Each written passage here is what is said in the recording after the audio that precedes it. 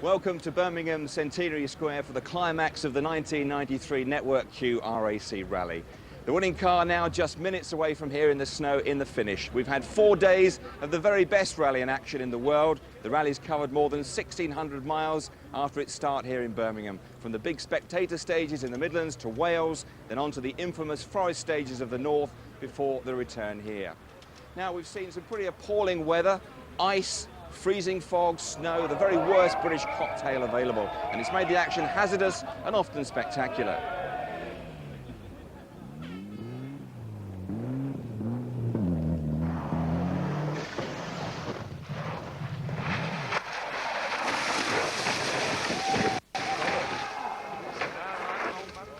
Now, within the last hour, the world champion Juha Kankkunen has notched up his 3rd RAC rally success in his Toyota. A short time ago, we caught up with him.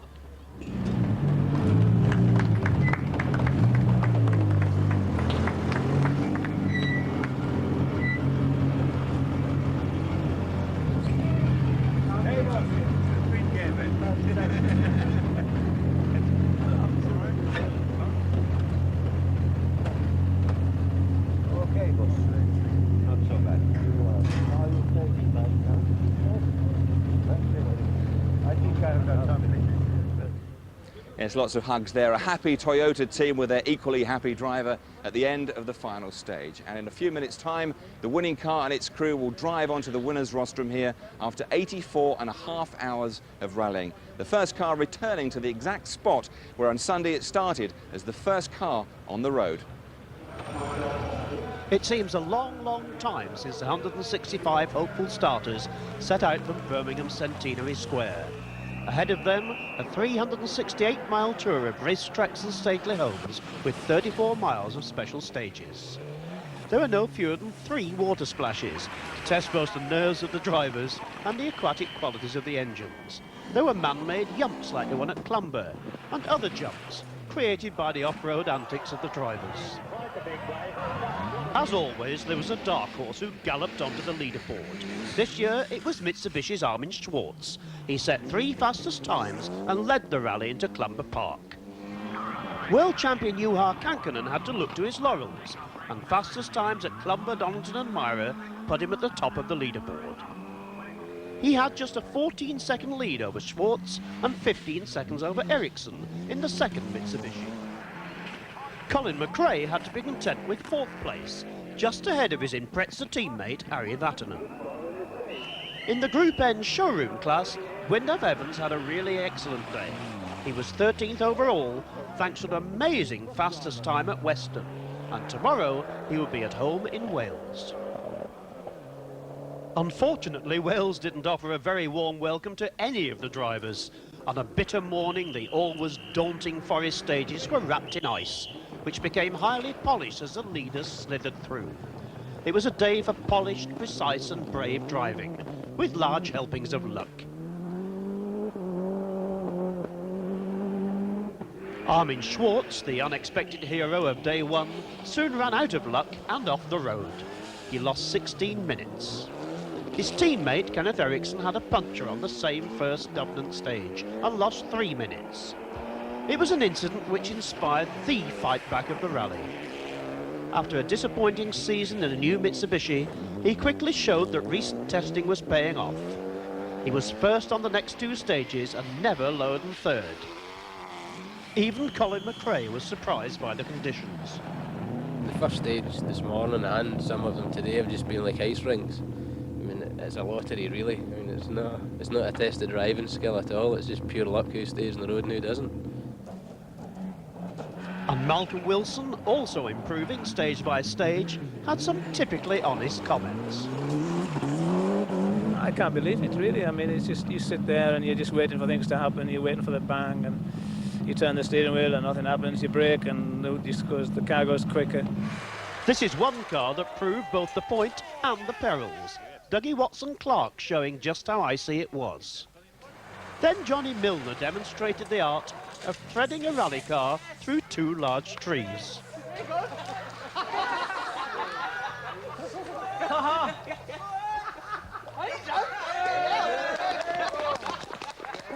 Finally, Chris Rees put his roll cage to the test. Other corners proved equally hazardous. This is the excursion that dropped Harry Vatanen from 4th to 8th. Matthew Clark, son of Roger, crashed out when lying 16th. It had been quite a debut. 50-year-old Jimmy McRae was equally unfortunate. He knocked a corner off his Volkswagen while lying 27th. While other back markers were in a jam, the battle for the lead between Kankkunen and McRae was really hotting up, as Steve Lee enthused. It was exactly what the army of Colin McRae fans wanted to see. Just as he'd done last year, the Scotsman was flat out in Wales, showing all his vast potential.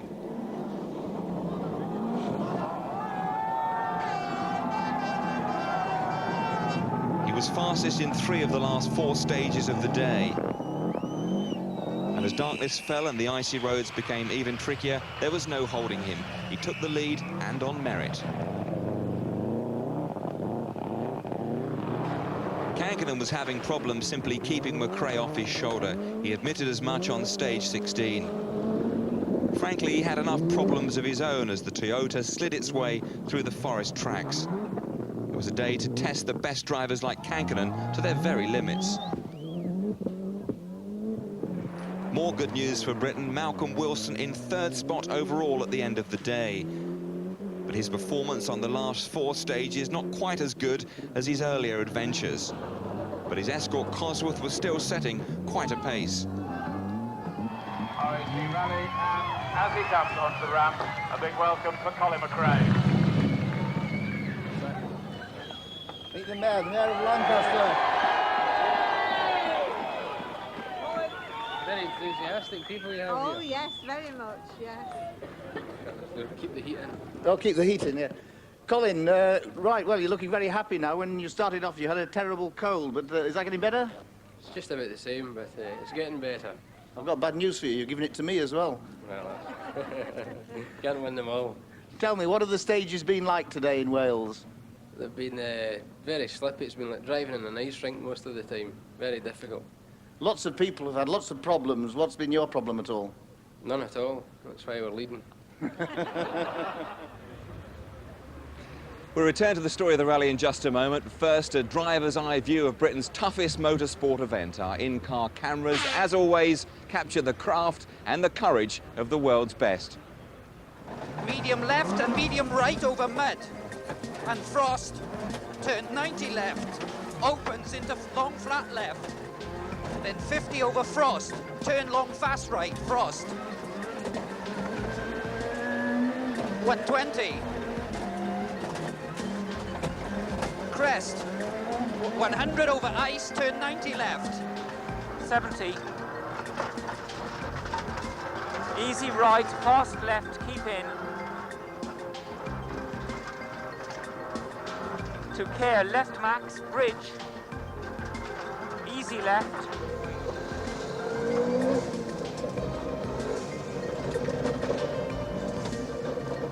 Okay, left minus. Into right plus.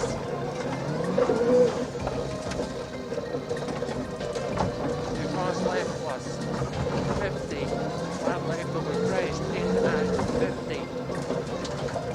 To fast right minus 30 to 60 plus.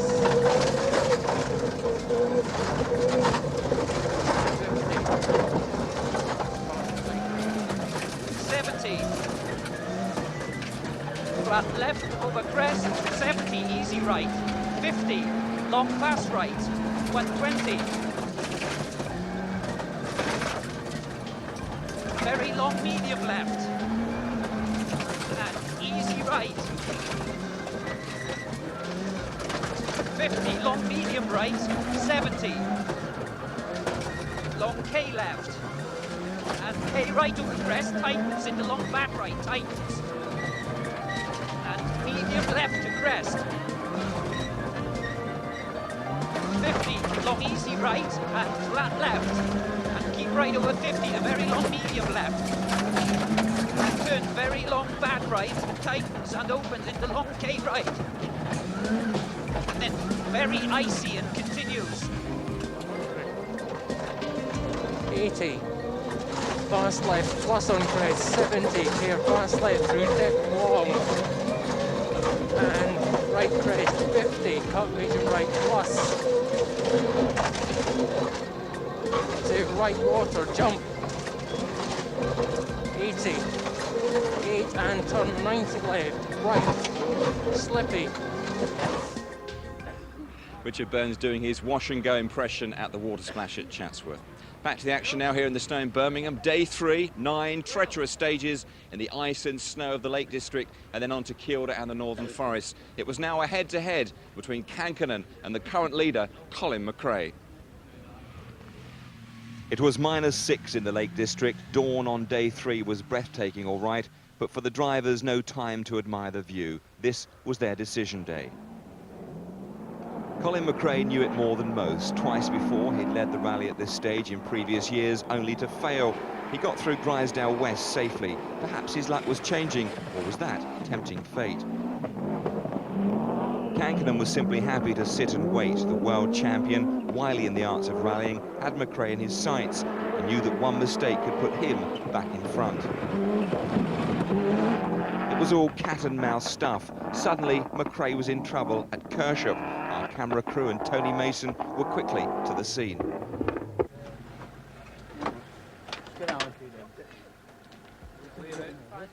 Well, here we are in Kershope Forest, and drama has hit the Network Q RAC rally with the leader, Colin McRae, in great trouble. Smoke and steam. We've just arrived. Derek, I know Colin's just not here at the moment. What's happened? Yeah, we've lost all the water. Ran about 15 miles with no water in the engine, and I think it's probably finished, but we're just going to try and start it again now it's cooled down a bit. You can see all the steam coming. Did you lose a lot of time in there? I think probably about 3 minutes. We had to drive very, very slowly. We just got it out of the stage and then it stopped, it seized. The cruelest of blows, a branch in a ditch had broken the radiator.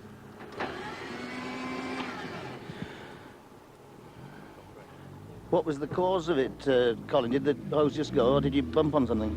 No, it's the bottom of the radiator's broken. It's always where the rocks just come up and caught the radiator.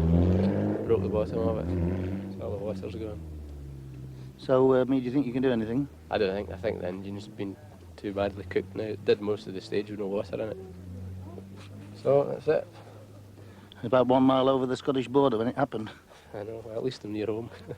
There was now frantic activity as the Subaru team tried to get McRae's car going. He had about a half an hour to make the start of the next stage, but it was all looking hopeless, and finally for McRae, defeat was admitted. Forget it. Well, Colin, you tried very hard. It looks as though it's over. Yeah, no, it's not going to go again. Not this one anyway. Well, if there's any consolation, all your millions of fans out there are going to feel just as devastated as you are. Well, I don't know if they'll be quite as devastated, but there'll always be another year. So that's your promise to them? Yep, next year. Said that last year. With McRae now gone, it was Kenneth Eriksson offering the real threat to Kankkunen. The 37-year-old Swede was setting a blistering pace, now in second spot.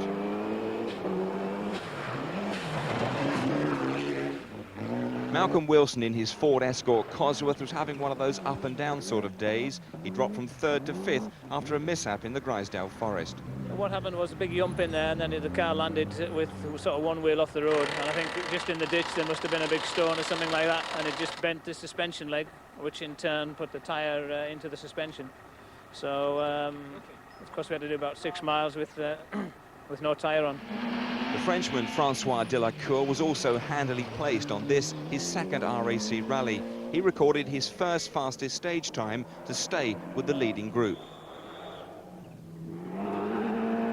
As the day wore on, it was not so much the driving, but the weather conditions that were making all the news. There were numerous bumps and scrapes, including this spectacular crash involving Finland's Sebastian Lindholm in his Escort.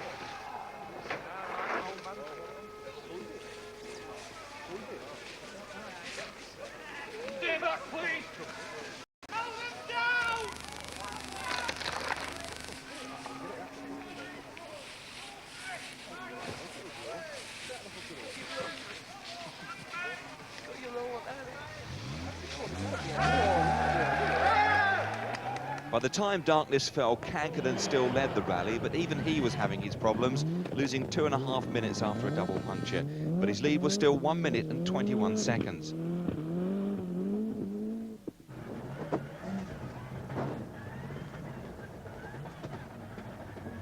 .50. Flat right, 120. How was that last Kielder stage you had? Slippery like before. You went in 1 minute 10 seconds ahead of Kenneth. Have you increased that lead? No, I lost some time. I was driving very bad on that stage, but I was so scared about the punctures again. It was becoming a Scandinavian double act now. Sweden's Kenneth Eriksson right behind Kankkunen, bemoaning his lack of snow tyres, but still driving right on the edge. From joint sixth, he'd moved up to second position. Kenneth, what was the last stage in Kielder like? Like this other one, very slippy and a lot of snow, you know, and it's a lot of stones, so it's quite easy to have some puncture here. But you came through without a puncture? Yeah, we took care. Malcolm Wilson was finishing with a real flourish in Kielder. The last 4 stages of the third day saw him fastest in 2. It was enough to push him back into third position. 140. Gwyndaf Evans was still comfortably heading the Group N cars. He had his problems like everyone else, but finished the day 11th overall. Formula 2 was led by David Llewellyn. He admitted it was scary driving a front-wheel drive vehicle in these conditions. It's treacherous. We saw Robbie head off in that last stage. It looked like he was off to stay off. I mean, not badly off, but the ditches are so deep. And the front cars are polishing the surface, and sometimes we have terrible trouble getting up the hills in the two-wheel drive car. Really? Yeah. Only 100 cars survived the snow and ice of day 3, with the Ice King Kankkunen still the man to beat.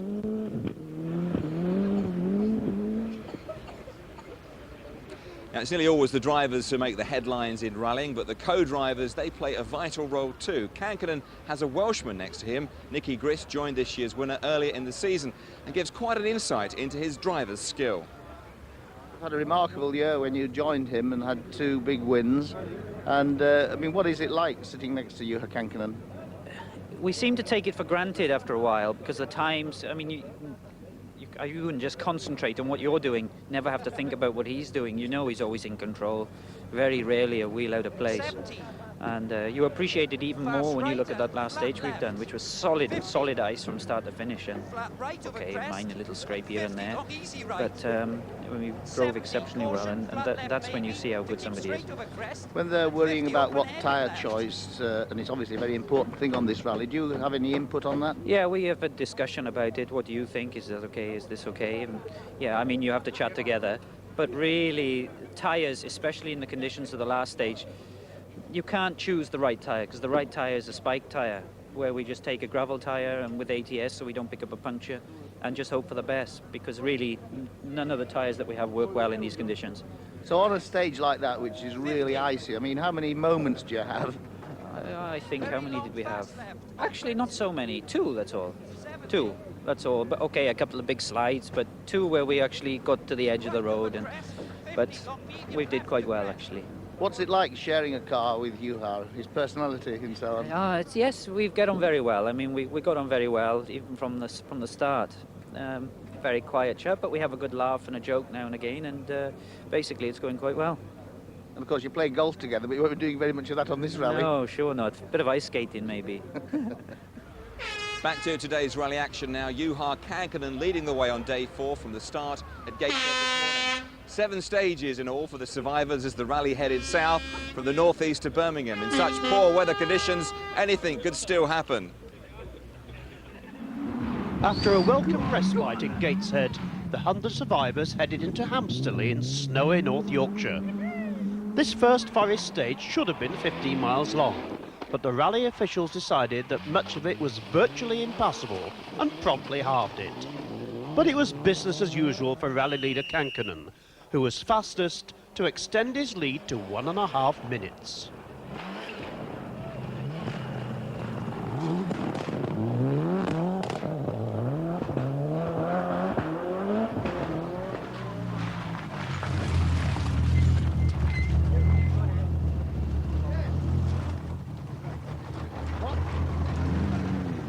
Kenneth Eriksson is nothing if not resilient. The Mitsubishi star hit back on the next Crofton stage and took 13 seconds off Kankkunen. But it only served to raise false hopes. Kankkunen piled on the pressure and was faster than Eriksson on all of the remaining stages. Once again, the Swede had to settle for second place for the third time in 4 years. Not a bad record.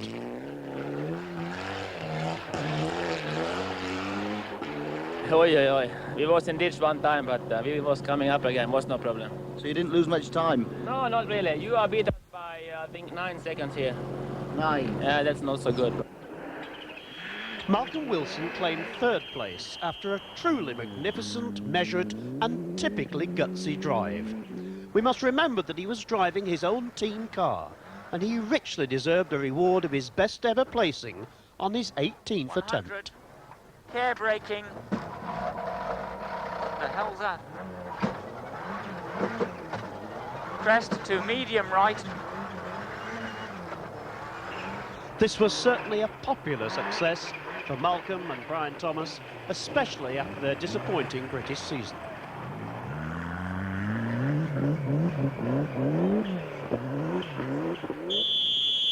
Richard Burns also won the plaudits of the home fans.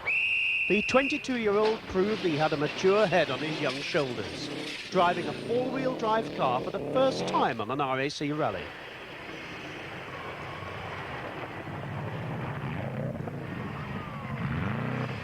Seventh overall, he must surely step up into the world arena soon.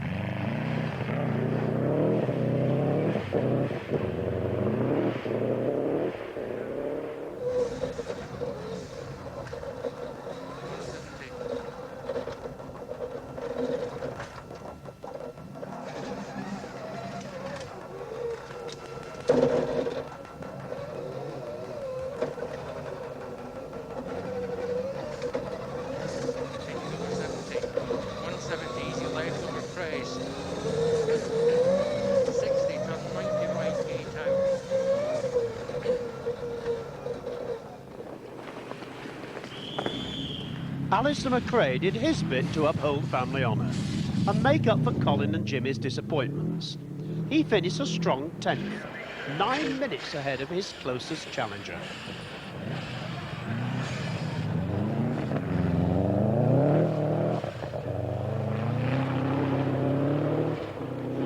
All we want to do is get to the finish now. We've got a slight chance of catching Mads Johnson, but we're not going to take any risk trying to. Well, he's really miserable. He can't cope with it. He says he's terrible without studded tyres. I know that's what happens when you're brought up on studded tyres. We haven't had anything, so it doesn't matter. We don't know what it's like. Cheerful Welshman Gwyndaf Evans finished 11th overall, just as he did last year. He also, of course, won Group N by a massive margin of nearly half an hour. Fellow Celt David Llewellyn held his Formula 2 lead and finished in 12th place to crown a superb season for the Vauxhall Astra. Yorkshire's Johnny Milner used his local knowledge to good effect. He moved up from 15th to 13th despite the deep snow.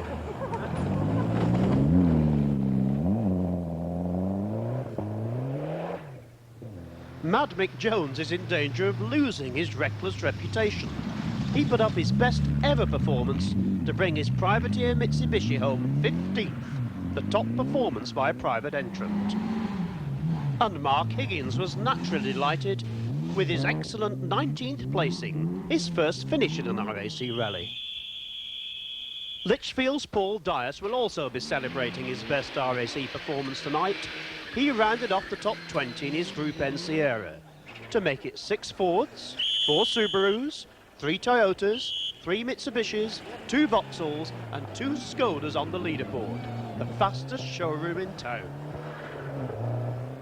And there it is, the final leaderboard confirmation there of Kankkunen's win in the Toyota, followed by his fellow Scandinavian Kenneth Eriksson in the Mitsubishi. Fantastic performance from Malcolm Wilson and his Ford Escort Cosworth in third, and Richard Burns doing well. And here it comes now, the winning Toyota of Juha Kankkunen, this year's winner of the RAC Rally. And you can hear the reception.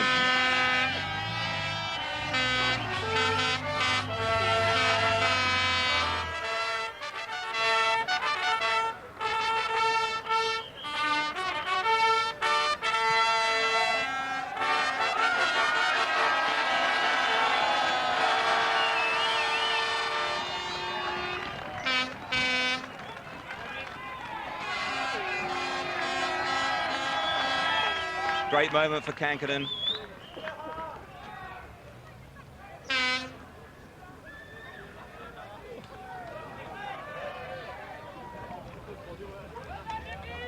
His first season with Toyota, and what a day it is for him. He's come through some pretty appalling weather to get here, but now he's in Birmingham and a very happy man.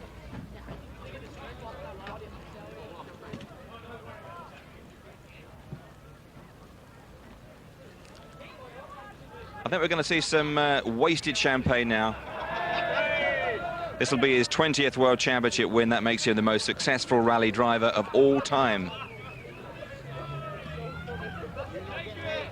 I think the hands are too cold. No, they're not. Here we go.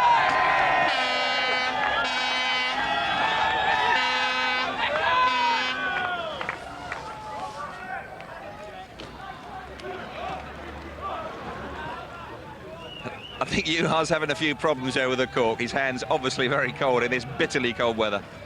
Here we go.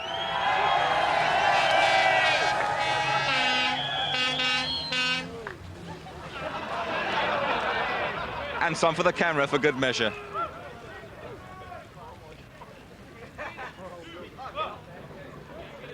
He's been successful in the Safari, Argentina, the 1,000 Lakes, Australia, and now here in Britain.